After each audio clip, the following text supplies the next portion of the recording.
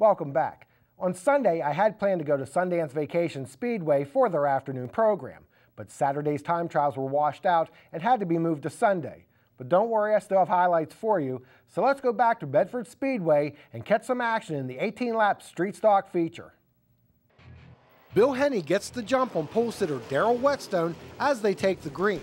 A four-car battle for third will ensue between Donald Wiles in the yellow 10, Zane Wheat in the 45, the 22 of Jesse Snyder, and the silver 4 of Bob J. Wheat will hold the position for the time being. However, on lap 2, Wheat's car veers towards the outside wall and comes to a stop. On the restart, Henney again pulls away from Whetstone. The fight for third place sees Bob J duck under Wiles as they start down the backstretch. J pulls even, then secures the spot. A few laps in, Snyder is chasing Kerry Malovich when suddenly he loses a wheel right in front of Brian Duffy. In the latter stages of the race, Duffy would work his way past J for second, but Henney would hold on to win by several car lengths. Following Henney across the line were Brian Duffy, Darrell Whetstone, Bob J, and Kerry Malovich. In the hobby stocks, Travis Group took the checkers over Rick Potter, Charlie Walter, Bill Replogle, and R.T. Troutman. And in the four-cylinder division, the winner was Andrew Pluta with Dwayne Rhodes in second. Robert Pluta, Ralph Miller, and Jeremy Miller round out the top 5. While I was at Bedford, I caught up with promoter J.R. Keifer and discussed his tenure at the Speedway and the plans that he and co-promoter Jim Mayberry have for the historic oval.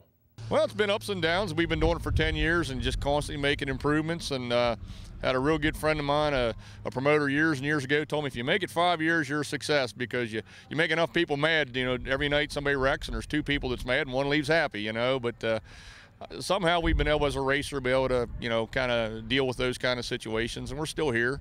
We're still making mistakes, but we're learning every night. You know, track conditions are, you know, probably not going to be the best tonight, being it's our first race out. A lot of rain in the area here for weeks and weeks and weeks, but we were ready to go racing. I think the drivers are too. And I'm sure from the competitor standpoint, they're happy to have that consistency year in, year out, knowing who they're dealing with at the track. Well, you know, as a former driver, that was one of my things. Rules changed every year, and tracks didn't get along, and we've been trying. We've adapted, trying not to make them spend money. We do a SEAL program, which we started here. Todd Bechtel, my tech guy, Jim Mayberry, and us, to give Todd all the credit in the world, started a SEAL program here. Again, it's not perfect, but it is a pretty good measuring stick, you know, to keep the competitive level about equal. You always find somebody that's, you know, plays with it. We all try, and we don't blame them, you know, and but the SEAL program works. It's honored by Cumberland, it's Heston, Thunder Valley, you know, Hagerstown, Williams Grove. They all try to honor the SEAL. So that means you can race on a Friday night and you're not having your motor tore apart to go race on a Saturday. And that's a big deal to us, you know. We're proud of that program. And for 2011, you're going to try to work things in the infield so maybe the fans can see a little bit better. And you're also making some improvements as far as the guardrails.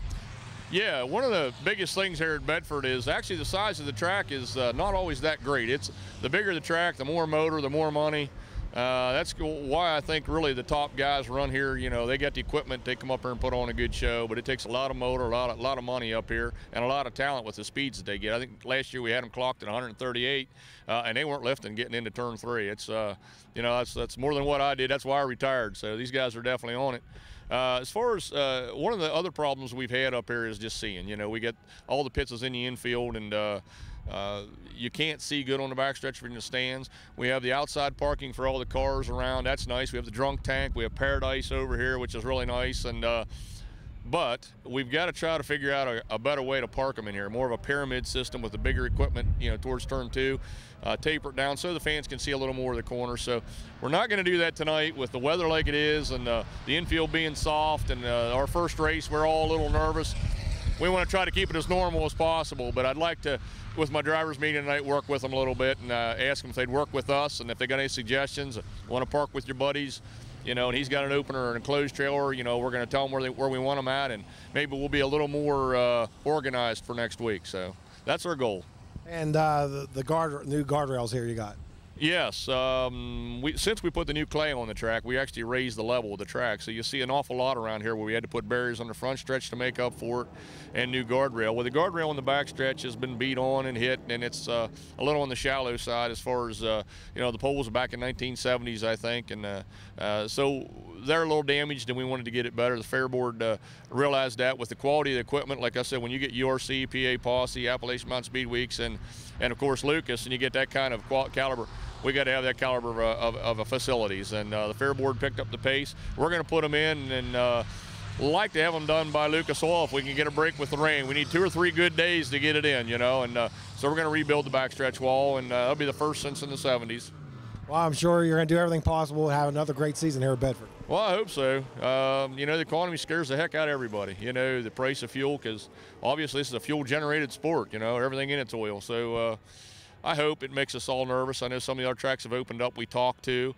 And, you know, if it's bang for the buck, I believe in Bedford. We're $12 general admission, and you're seeing 5 division races, and you're seeing the top in the country with the super lates and limited late, street stocks, hobbies, and the 4-cylinders. So if it gets late one evening, you can go home. You got 5 divisions you can see. You know, we try to alternate the last 2 divisions, and we just appreciate everybody coming out.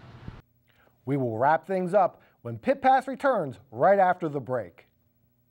Family fun starts at Jake's Karts. Choose a kart from their showroom or have one custom built to your specifications. Custom paint, lift kits, wheels, tires, and rear seats are just a few options. Go ahead, shake it up. Whether you are camping or trail riding on any terrain, Jake's Karts has the perfect kart your whole family will enjoy. Stop in today for a test drive. Financing available for qualified buyers. Jake's Karts, Route 522 McBaytown, online at jakeskarts.com.